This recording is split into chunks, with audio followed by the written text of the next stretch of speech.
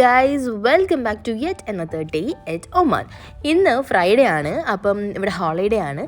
രാവിലെ കുറച്ച് ലേറ്റ് ആയിട്ടൊക്കെയാണ് ഞാൻ എണീച്ചത്.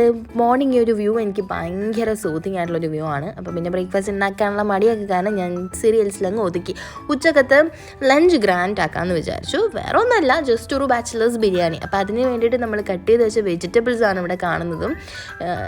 എനിക്ക് കുക്കിംഗ് ഇങ്ങനെ ആ ഒരു ഇതിൽ പറഞ്ഞാൽ എനിക്കറിയില്ല കേട്ടോ. അപ്പോൾ എനിക്ക് തോന്നുന്നു ഈ ബിരിയാണിയൊക്കെ കോമൺ ആയിട്ട് എല്ലാവർക്കും ഉണ്ടാക്കാൻ അറിയുന്നതാണെന്ന് തോന്നുന്നു. വേറെ കാര്യമായിട്ടൊന്നുമില്ല, കുക്കർ വെക്കുക, കുറച്ച് ഗീ ഒഴിക്കുക, അതിൻ്റെ കൂടെ തന്നെ ഓയിൽ ഒഴിക്കുക, ഉള്ളി ഇടുക, അത് ചെറുതായിട്ടൊന്ന് വഴന്ന് വരുന്ന സമയത്ത് നമ്മുടെ റൈസ് ഇടുക, അതൊന്ന് വറുത്തെടുക്കുക, വെള്ളം ഒഴിക്കുക, ഉപ്പിടുക, അത് അടച്ച് വെക്കുക. അത്രയേ ഉള്ളൂ. എനിക്ക് തോന്നുന്നൊരു 2 വിസിലൊക്കെ വന്നാൽ ഓക്കെ ആവുമായിരിക്കും. ഞാനല്ല ഉണ്ടാക്കിയത് കേട്ടോ.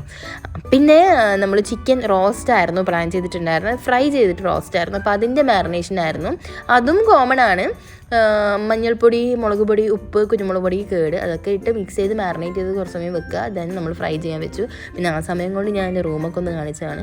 പിന്നെ ഈ ഫ്രൈ ആയി വന്ന ചിക്കൻ എടുത്ത് മാറ്റിയിട്ട് നമ്മൾ കുറച്ച് ഗാർലിക്ക് ഇട്ട് അത് നന്നായി വഴറ്റി വരുമ്പോഴത്തേക്ക് നമ്മുടെ ഉള്ളി ഇടുക. ഉള്ളി കുറച്ച് അധികം വേണം കേട്ടോ, നമ്മൾ റോസ്റ്റ് അല്ലേ പ്ലാൻ ചെയ്യുന്നത്. അപ്പോൾ ഉള്ളി കുറച്ച് അധികം വേണം. അത് ഉപ്പിട്ട് ഒന്ന് വഴറ്റി ഉള്ളിയൊക്കെ ഒന്ന് ഇതായി വരുന്ന സമയത്ത് നമ്മൾ ബാക്കിയുള്ള വെജിറ്റബിൾസ്, തക്കാളി, പച്ചമുളക്, അങ്ങനെയുള്ള സാധനങ്ങൾക്ക് ഇടണം. പിന്നെ കുറച്ച് പൊടികളുണ്ടായിരുന്നു, മഞ്ഞൾപ്പൊടി, മുളക് പൊടി, ഉപ്പ്, അങ്ങനെയുള്ള സാധനങ്ങൾ.